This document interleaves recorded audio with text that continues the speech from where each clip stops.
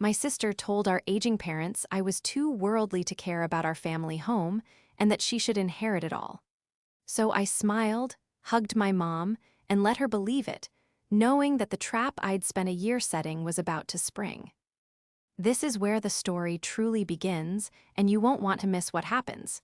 Make sure you're subscribed to see it through to the end. We're always curious. Where in the world are you all watching from today? Let us know in the comments. The phone call came on a Tuesday, a day already gray with a relentless city drizzle that smeared the view from my office window. I was neck-deep in the preliminary archival review for a 19th-century courthouse, surrounded by the comforting scent of old paper and dust, a smell I associated with truth and permanence. My world was one of structure, of history carved into stone and timber, things you could rely on. Which is why the tremor in my mother's voice immediately felt like a fault line opening beneath my feet. "Lydia, darling, do you have a minute?" Helen asked. Her voice was thin, stretched taut over a frame of anxiety I knew all too well. "Of course, Mom. Is everything okay?" I pushed my chair back, the scuff of its wheels on the polished concrete floor sounding unnervingly loud in the sudden silence of my focus. She hesitated, and in that pause I could picture her standing in the kitchen of our family home, twisting a dish towel in her hands, her gaze fixed on the fading photograph of her own parents that sat on the windowsill. "Well, yes, everything is fine. Your father is napping. It's just, Emily was over this morning." My spine stiffened. A visit from my younger sister was rarely just a visit. Emily didn't drop by, she deployed. "Oh," I said, keeping my tone as neutral as a primer coat of paint. "How is she?" She's worried, dear, about us, about the house." Here it was, the opening salvo of a campaign that had been waged subtly for years, but which was now clearly escalating. "Worried in what way?" I asked, though I already knew. I could feel the shape of the words before she even spoke them. "She feels that, well, she feels that you, being in the city with your important career and your busy life, you don't have the same connection to this place anymore," Mom relayed, her voice cracking with the effort of being a diplomatic messenger. "She said that she's the one who is here, the one who carries on the traditions, and that when the time comes, she should be the one to inherit the house, to protect it." The word protect was a masterpiece of manipulation, and I had to give Emily credit for the sheer audacity. It was like an arsonist offering to become the fire chief. I closed my eyes, the images of blueprints and faded deeds on my desk blurring into a meaningless haze. The cool, academic detachment I cultivated for my work was useless here. This was not about history. This was about family, which was a far more complex and brutal architecture. "She thinks I don't appreciate it," I stated, the words flat and cold. It wasn't a question. "She thinks you see it as an asset, Lydia, a line item on a balance sheet, whereas she sees it as a home," Mom said, her voice now barely a whisper, thick with the misery of being caught between her two daughters. "She made a very compelling case. Your father and I, we're just so tired, darling. We just want to know it will be cared for." A compelling case. My sister, the local administrative assistant with a high-interest mortgage and a husband whose business ideas evaporated like morning mist, had made a compelling case. I imagined her performance. The earnest eyes, the carefully chosen words about legacy and soil, the subtle digs at my modern life, all delivered over a cup of tea at the very kitchen table our great-grandfather had built. A hot, bitter wave of fury washed over me, so intense it made my hands tremble. I wanted to scream, to list every sacrifice I had made, every check I had written for a new roof or a furnace repair, every weekend I had driven the 4 hours to fix a leaking pipe or tend to the garden because Emily was always too busy. But I didn't. An unnatural calm settled over me, chilling the anger into something hard and clear. A year of quiet, meticulous work solidified into a single, unmovable resolve. I had seen this coming, not in its exact form, but in the pattern of Emily's escalating envy. And I had prepared. "Mom," I said, my voice surprisingly gentle, "please don't worry about this. Don't let her upset you." I walked over to my window, looking down at the anonymous city below. From this height, the world looked like a map, a series of problems to be solved with logic and planning. Emily is right about one thing: the house needs to be protected, and I will make sure that it is. I just want what's best for you and Dad. I heard my mother let out a sigh of relief on the other end of the line. She heard a daughter capitulating, gracefully stepping aside. She couldn't hear the silent vow I was making. She couldn't see the intricate, invisible fortress I had been building around our home, brick by painstaking brick. Emily thought I didn't appreciate the house. She was about to find out just how deeply my appreciation ran. The betrayal was worse than any argument we'd ever had. It was an attempt to erase my history, my place in our family, and it would not stand. The 4-hour drive from the city to the rolling hills of my childhood was a journey I could make in my sleep. Every curve in the highway, every familiar landmark, the dilapidated red barn, the town with the funny name, the stretch of road flanked by ancient oaks, was etched into my memory. Usually, the drive was a slow decompression, the city's concrete angles softening into the gentle, forgiving lines of the countryside. But not this time. This time, the miles felt like a tightening coil. My mother's words echoed in the quiet hum of the car. She made a very compelling case. The phrase was a burr under my skin. What case could Emily possibly have made that didn't hinge on a complete fabrication of our lives? It preyed on the fear of every parent, that one child is loyal and the other is lost. I gripped the steering wheel, my knuckles white. Emily wasn't just trying to secure a piece of property. She was trying to rewrite our shared history, casting me as the prodigal daughter who had strayed too far from home, while she played the part of the faithful keeper of the flame. The injustice of it was a physical weight in my chest. As I pulled into the long, gravel driveway of my parents' home, the familiar sight of the house both soothed and stoked my resolve. It wasn't a grand estate, but it had character that 1,000 modern suburban boxes could never replicate. Built in the 1880s, it was a sturdy farmhouse vernacular, with a deep front porch, tall, narrow windows, and a fieldstone chimney that my great-grandfather had laid himself. Its white paint was peeling in places, and the shutters were a shade of green that had faded to a soft, mossy gray, but it stood proud, rooted in the land. This was the place where I had learned to read, to climb trees, to understand the passage of time through the turning of the seasons. To Emily, it was a payday. To me, it was a sanctuary. My parents, Richard and Helen, met me on the porch. My father, a man whose strength had always seemed as boundless as the sky, now moved with the careful deliberation of his late 70s. He embraced me tightly, his familiar scent of sawdust and old spice a comforting anchor. My mother hugged me next, her small frame feeling more fragile than ever. Her eyes were clouded with a worry she was trying to hide. "It's so good to have you home, dear," she said, patting my cheek. "It's good to be home," I replied, my gaze sweeping over the porch, noting the slight sag near the eastern post. Another thing to add to the list. Emily arrived shortly after, her timing impeccable as always.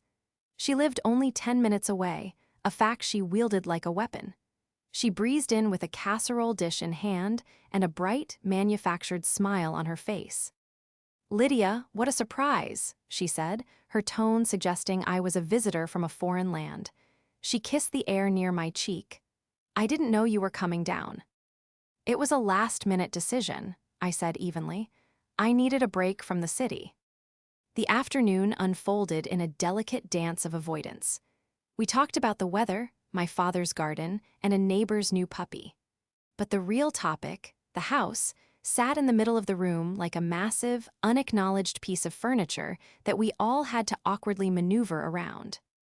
It was during a moment alone, with Emily in the kitchen, that she made her move. I was washing some vegetables for a salad, and she leaned against the counter, drying a plate with performative care. "You know, Mom and Dad aren't getting any younger," she began, her voice soft and conspiratorial. "They worry so much, especially about this big old house. It's a lot to manage."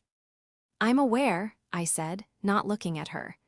The rhythmic scrape of the vegetable peeler was the only outlet for my tension. "I'm just glad I'm here to help them," she continued, her voice laced with saccharine sincerity. "It's hard for you, I know, being so far away. You have your own life, your career. It's very impressive." Each word was a carefully placed stone, building a wall between me and my family. "I managed to get down here when they need me," I countered, my voice tighter than I intended. She sighed dramatically. "But it's not the same, is it? It's not about fixing a leaky faucet, Lydia. It's about being present. It's about understanding the soul of this place." She paused, then delivered the intended killing blow. "Some people just aren't made for this kind of life. They don't have a true appreciation for what it means to be rooted somewhere." I stopped peeling the carrot and placed the peeler down on the counter with a quiet click. I turned to face her, meeting her gaze for the first time. Her expression was one of pity, a mask for the triumphant greed I knew was underneath. And in that moment, the path forward became utterly clear. My anger was gone, replaced by a crystalline focus. She had laid her cards on the table, and they were all marked with deceit. I let a small, sad smile touch my lips. "You might be right, Emily," I said softly. Her eyes widened slightly, surprised by my easy concession. But inside my mind, a single thought echoed, a phrase that I would repeat to myself like a mantra in the coming months. "Emily thinks this is about feelings. She's forgotten that legacy is written in ink, not in tears." She saw my quiet response as a surrender. She couldn't see it was the silent cocking of a hammer. She had just made the biggest mistake of her life. She had underestimated me. And she had forgotten one crucial thing about the sister who spent her life studying history. I knew how to read the fine print. The roots of Emily's resentment ran deep, twisting back through the soil of our shared childhood. She was the pretty one, the popular one, the one who always had a group of friends fluttering around her. I was the quiet one, the bookish one, the one who was happier exploring the woods behind our house or sketching the unique joinery in the attic beams. We were like two trees grown from the same seed, one reaching for the sun, the other for the earth. For years, I believed our differences were just that, differences. It wasn't until we were adults that I realized her sun-seeking branches were casting a long, dark shadow of jealousy. My career as an architectural historian was, in her eyes, a direct affront. It was esoteric, intellectual, and worst of all, it had taken me away to the city, giving me a life she both scorned and coveted. She saw my modest apartment, my academic publications, and my professional travel as symbols of abandonment. She couldn't comprehend that my work wasn't a rejection of our home, but a direct result of it. It was the love for that old, character-filled house that had ignited my passion for buildings that tell stories. The financial disparity between us became a chasm. I lived simply, but my career was stable. Emily and her husband, Greg, lived a life of quiet desperation, constantly chasing a lifestyle just beyond their reach. Greg was a man of grand pronouncements and flimsy follow-through, always on the cusp of a game-changing business venture that required a small, upfront investment. There was the landscaping business that folded after one dry summer, the artisan coffee kiosk that was shuttered by the health department, and the disastrous attempt at flipping a house that left them with more debt than they started with. Through it all, I helped, silently. When a fierce winter storm tore half the shingles from the roof of our parents' house 5 years ago, Emily and Greg were the first ones there, wringing their hands and lamenting their inability to help. "Oh, if only my commission had come through," Greg had said with a sigh, looking mournfully at the ceiling. "We're just stretched so thin right now." The next day, I transferred $20,000 to my father's bank account. I told him it was from a research grant I had received. It was a lie, of course. It was my savings, the money I'd been setting aside for a down payment on my own apartment. I never told Emily. I never held it over her head. My parents needed a new roof, and I was in a position to provide it. For me, it was that simple. It was an act of love, not a transaction. But for Emily, every act of love seemed to have a price tag, and she was always checking to see who was paying. Her campaign to win the house began in earnest after our father's health scare 2 years ago. Richard had a mild heart attack, a warning shot that sobered us all.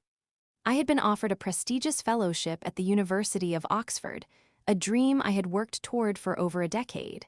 But with Dad's recovery uncertain, I turned it down. I told my academic advisor it was for personal reasons, and I spent the next 6 months working remotely and driving home every single weekend to help Mom. Emily, meanwhile, used the crisis to her advantage. She was a whirlwind of performative care, flitting in and out with flowers and magazines, always sure to mention to our parents how lucky she was to live so close. She would make pointed comments in my presence, wrapped in a veneer of concern. "Oh, Lydia, you look exhausted," she'd say, watching me weed our mother's vegetable garden. "You really shouldn't feel obligated to make that long drive every week. We have it handled here." The "we" was a deliberate chisel, chipping away at my status as an equal partner in our parents' care. Greg was her willing accomplice. He would sit at the dinner table, pontificating on property values and the burden of upkeep. "You know, a place this big, with this much land, it's a gold mine, Richard," he'd say, leaning back in his chair. "But it's also a liability. The taxes alone must be staggering. You need someone on site, someone with a real stake in its future, to manage an asset like this properly." His language was always that of a corporate takeover. He wasn't talking about a home, he was talking about a portfolio piece. His interest in my parents' assets was anything but subtle. He'd ask casual questions about their investments, their insurance, the exact acreage of the property. He and Emily operated as a seamless unit, a two-person team of emotional erosion. Emily's appearance was part of her strategy. She dressed in a style she believed projected wholesome, small-town virtue, flowy floral dresses, sensible flats, and a perpetually concerned expression. But her eyes, a shade of blue so like my own, were different. Where mine were prone to crinkling with laughter or widening with academic curiosity, hers were sharp and assessing, constantly calculating angles and advantages. She was polished, but it was the polish of a stone that has been tumbled to hide its flaws, not one that shines from its own inner light. I saw her for what she was, not a devoted daughter, but a desperate opportunist. She saw our parents' mortality not as a looming sorrow, but as a deadline. The house was her winning lottery ticket, and she was scratching it with a vengeance, trying to reveal the prize before I could claim my share. And the most painful part was that my parents, in their weariness and their deep desire for peace, were starting to believe her. They were starting to see me through her lens, the distant, successful, and ultimately disconnected daughter. They couldn't see the silent sacrifices because I had never announced them. My love was quiet, steadfast, and unconditional. Emily's was loud, conditional, and demanding an audience. The weekend after Emily's pronouncement in the kitchen became the fulcrum on which my life tilted. The drive back to the city was not one of anger, but of cold, hard clarity. The time for quiet resentment was over. The time for passive hope, the hope that my parents would see the truth, that Emily would have a change of heart, was a luxury I could no longer afford. I had to move from a defensive posture to an offensive one. Emily was waging a war of emotion. I would counter it with a war of facts. Back in my office, surrounded by the comforting logic of history and law, I felt my strength return. I looked at the wall where I had pinned a large, high-resolution photograph of the house. It was a beautiful shot I'd taken one autumn, the afternoon sun setting the maple trees ablaze with color, the house nestled among them like a sleeping giant. My sister saw a cash prize. I saw a story that needed to be preserved. For the past year, I had been working on this in the background, a secret project born of a nagging fear. Now, that fear had been given a name and a face. It was time to accelerate the plan. My first call was to Dr. Alastair Finch, my former mentor, and a revered figure on the State Historical Preservation Society's board. "Alastair, it's Lydia," I said when he answered. "I need your advice on a personal matter that has become professional." I laid out the situation, not the family drama, but the architectural and historical case for the house. I spoke of its origins, built by a Civil War veteran named Jedediah Miller, and how it was one of the few remaining examples of post and beam construction from that era in our county. I described the hand-hewn chestnut beams in the central structure, the original milk paint finishes I had uncovered in an upstairs bedroom, and the unique cross-gabled roof design that spoke to a specific local building tradition. But the cornerstone of my research was something I had found years ago, tucked away in a dusty box in the attic, a diary. It wasn't written by an ancestor, but by a traveling minister who had stayed with the Miller family in 1885. His entries provided a rich, third-party account of the house's construction and the life within its walls. He described the way the sunlight fell through the tall parlor windows, the smell of baking bread from the summer kitchen, and the deep sense of peace the home provided. It was a historical treasure, a narrative that breathed life into the wood and stone. "It's a remarkable find, Lydia," Alastair said, his voice humming with academic excitement. "This diary elevates the house from a mere example of a style to a documented piece of social history. It gives it provenance. It gives it a soul." "I know," I said, "and I believe it meets the criteria for designation as a state landmark." "I agree," he said without hesitation. "The process is rigorous, as you know. It requires a formal proposal, extensive documentation, a site visit from the committee. It could take months." "I've already done the work, Alastair," I revealed. "I've spent the last 12 months compiling the documentation. The architectural analysis, the photographic survey, the historical narrative, a full chain of title. It's all here. I just need to formally submit it." There was a moment of silence on the line. Alastair was not just my mentor, he was a shrewd observer of human nature. He understood what I wasn't saying. "This is more than just an academic exercise for you, isn't it?" he asked gently. "It's the most important work of my life," I replied, my voice thick with emotion. He cleared his throat. "There is a board meeting in 3 months. If you submit the proposal now, I can personally ensure it gets on the agenda. And Lydia, there is an open seat on the board this year. A private citizen seat for someone with professional expertise but no political ties. I believe you would be an excellent candidate. Your nomination would have to be sponsored, of course."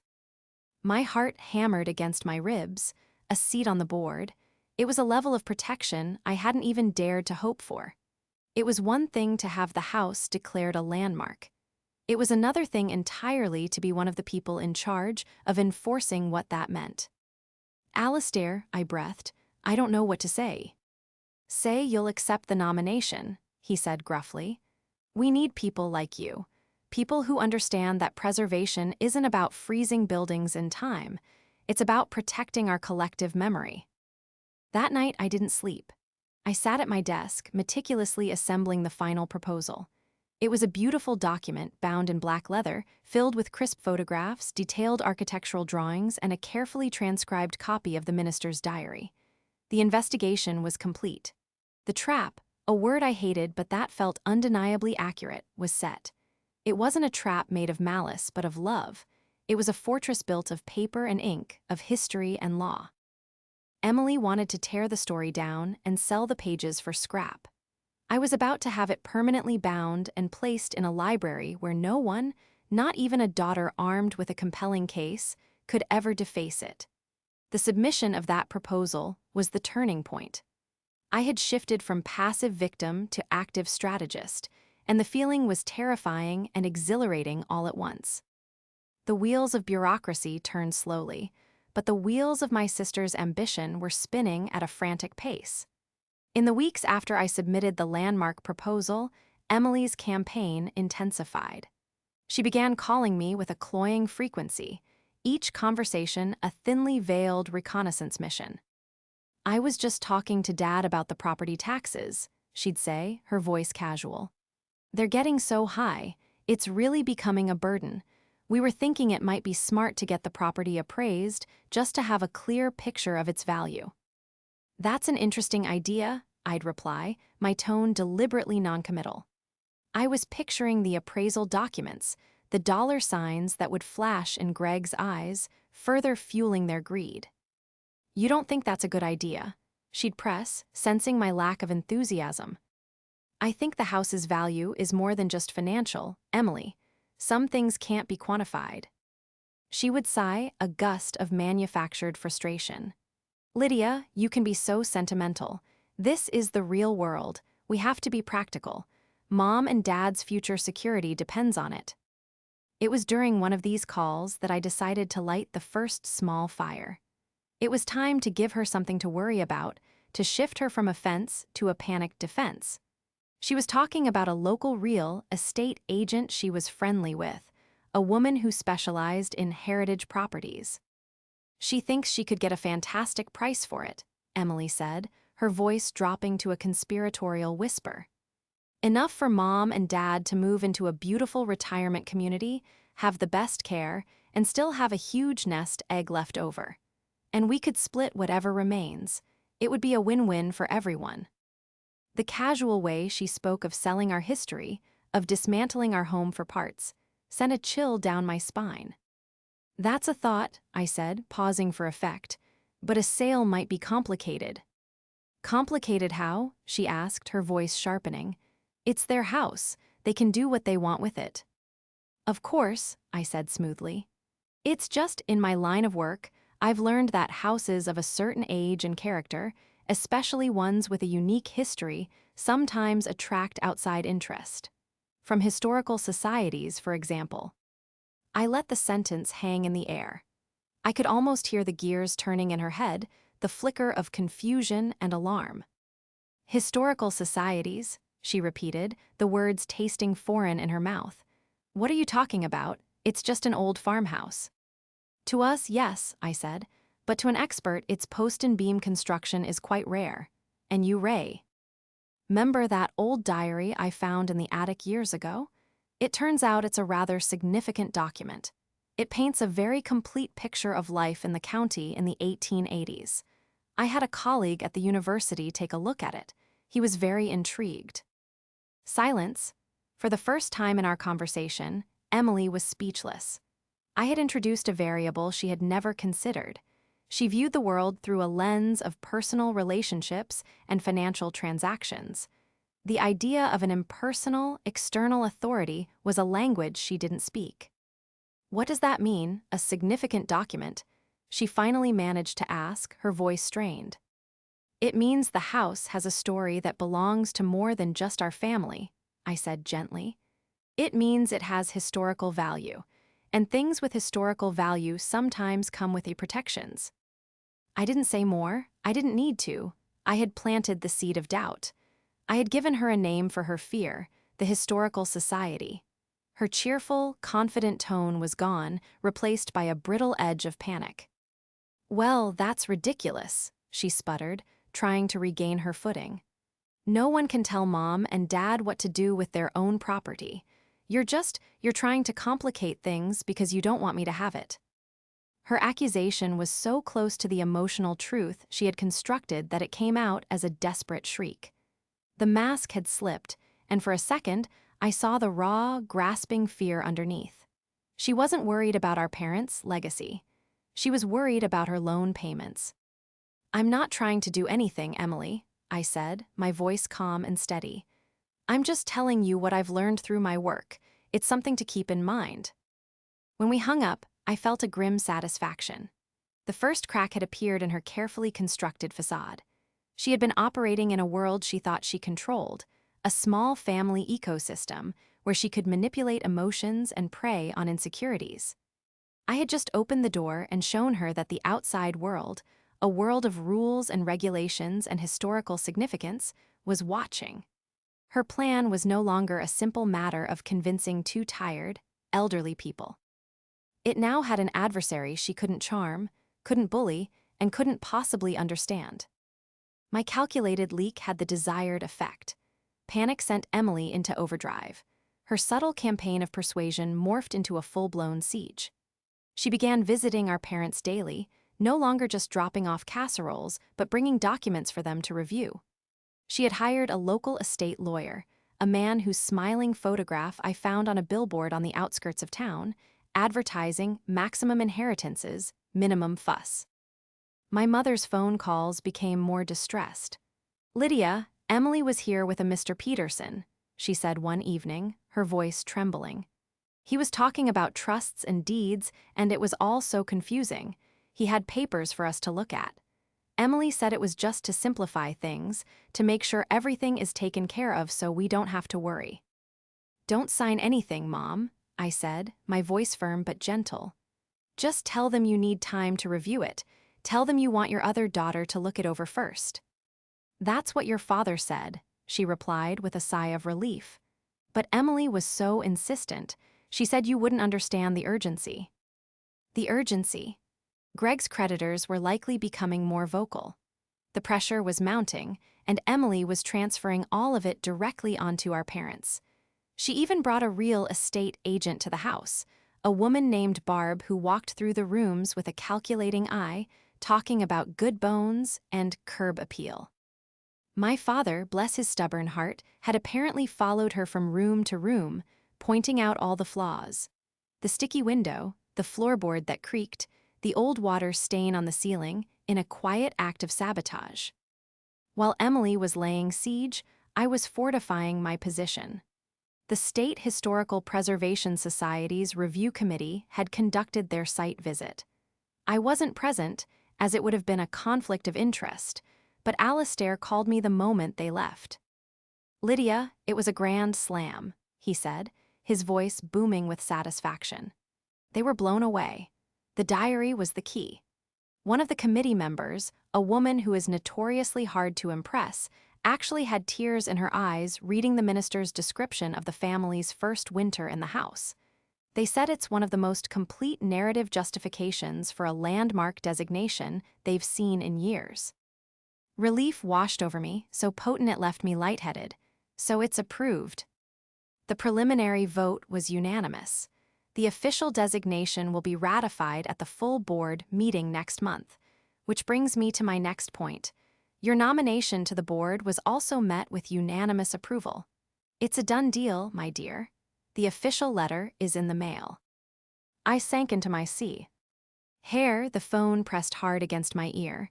The fortress was complete. The walls were up, the gate was barred, and I was the one holding the key. All that was left was the final confrontation. I knew I couldn't wait for the letter. Emily was getting too close. I had to act. That Friday, I packed a small overnight bag and my leather-bound proposal, which now included a copy of the committee's preliminary findings. I called my parents.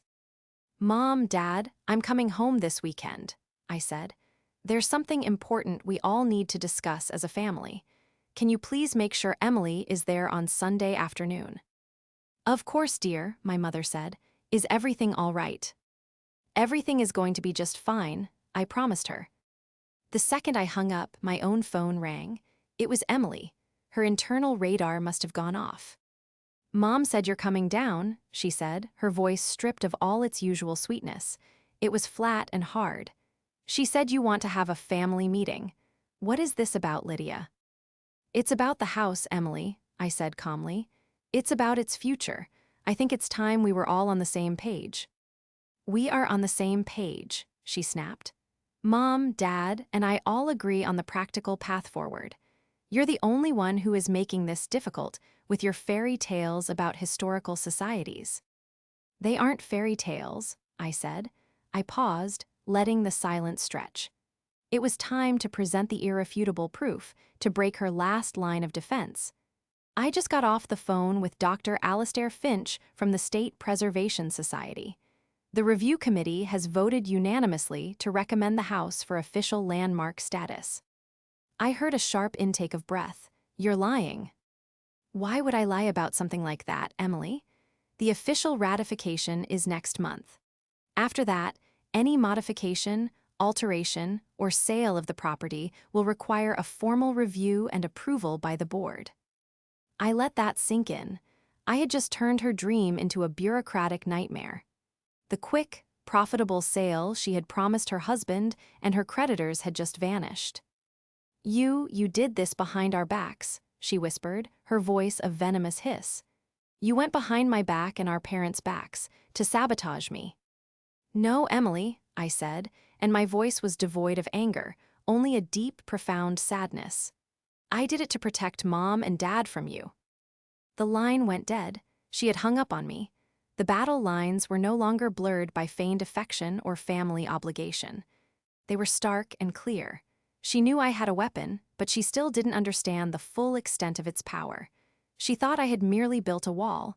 She had no idea I was about to lock the gate and put the only key in my own pocket. Sunday couldn't come soon enough. Sunday afternoon sunlight, thick and golden, streamed through the tall parlor windows, illuminating swirling dust motes like tiny, glittering constellations.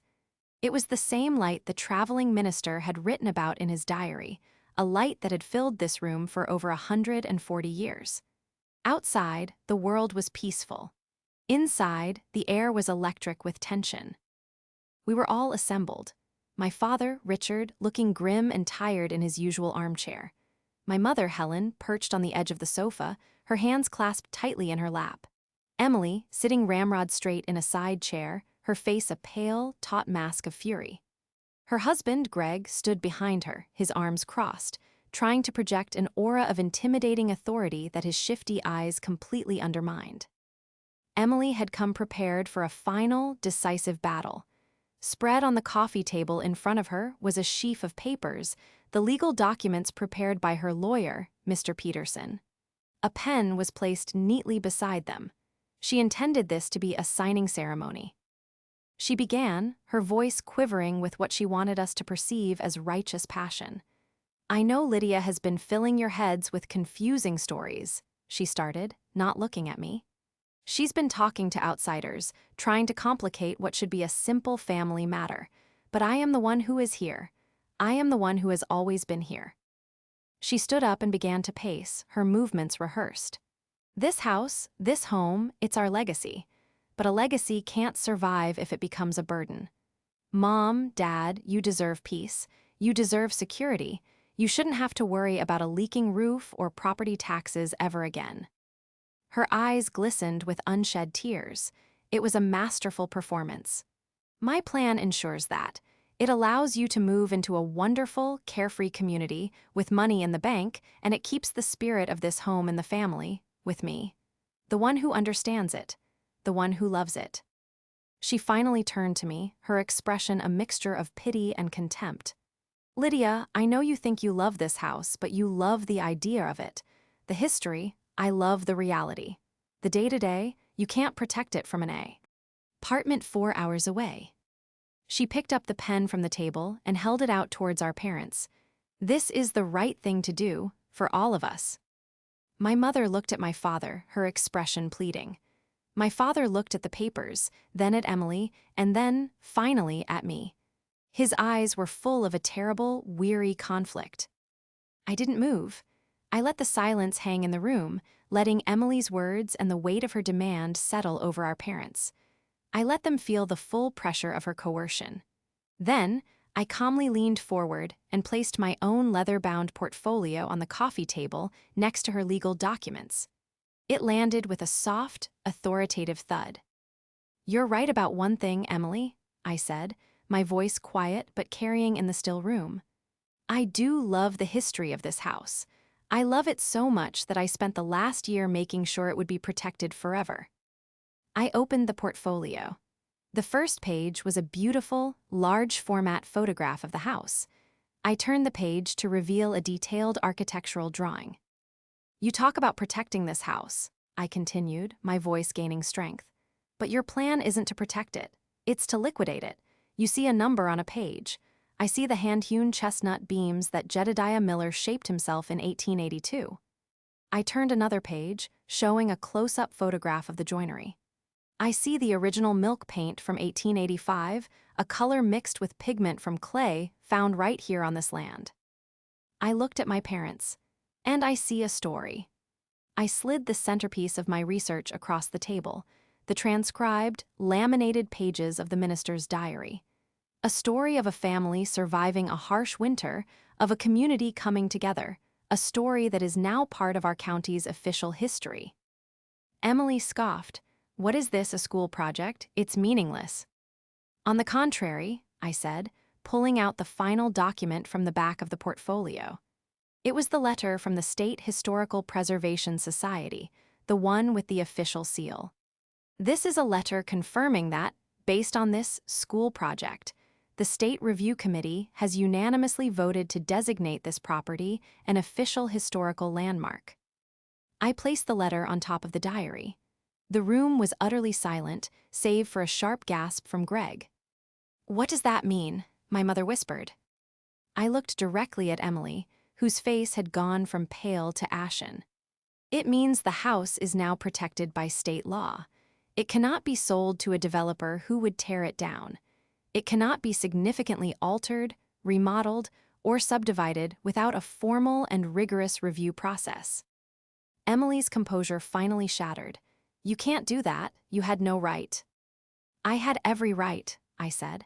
"Just as you had the right to bring in lawyers and real estate agents. The difference is, my only goal was preservation. Yours was profit." Greg stepped forward.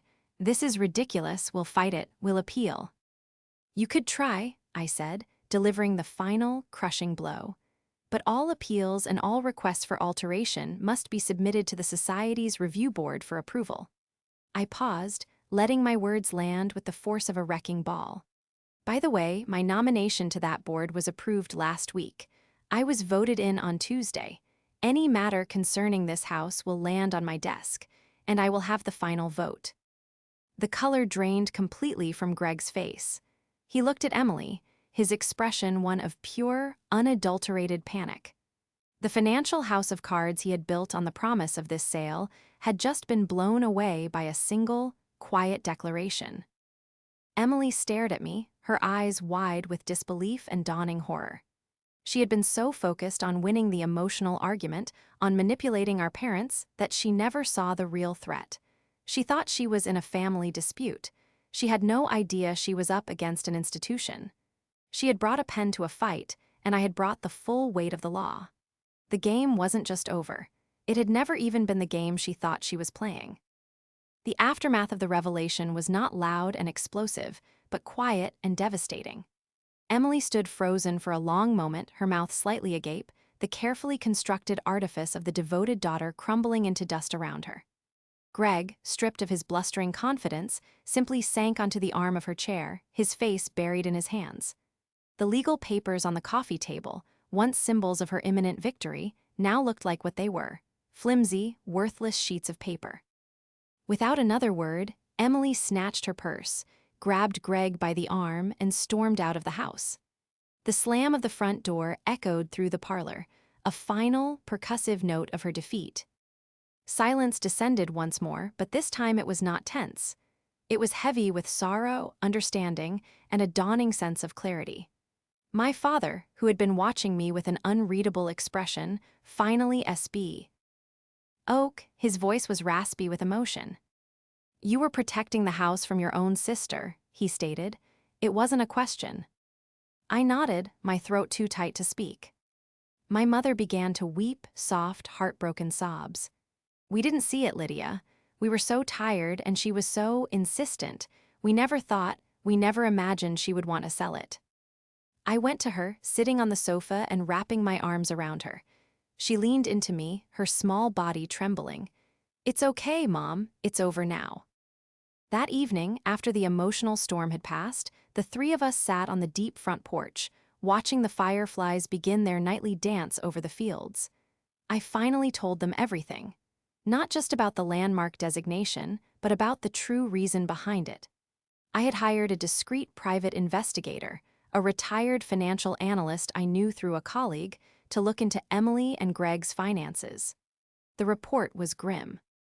They were leveraged to the hilt, with maxed-out credit cards, a second mortgage on their own house, and a significant personal loan from a high-interest lender that was about to come due. The sale of our family home wasn't for my parents' security. It was to stave off their own bankruptcy. I showed my father the report. He read it under the dim glow of the porch light, his face aging 10 years with every page he turned. When he was finished, he folded the papers neatly and handed them back to me. "You did the right thing, Lydia," he said, his voice firm with a conviction that had been absent for months. "You protected us. You protected your great-grandfather's legacy. I am so sorry that we ever doubted your love for this place." The reconciliation was quiet and profound. The wedge Emily had tried to drive between us had been removed, and in its place, our bond was reforged, stronger and more honest than before. We spent the rest of the weekend not talking about the drama, but making new memories. We worked in the garden together, I helped my dad fix the sagging porch step, and my mother and I went through old photo albums, laughing at the pictures of two little girls with matching pigtails and vastly different smiles. The downfall for Emily and Greg was swift. Faced with their looming debts and no sudden windfall to save them, they were forced to sell their own over-mortgaged house and move into a small rental apartment across town.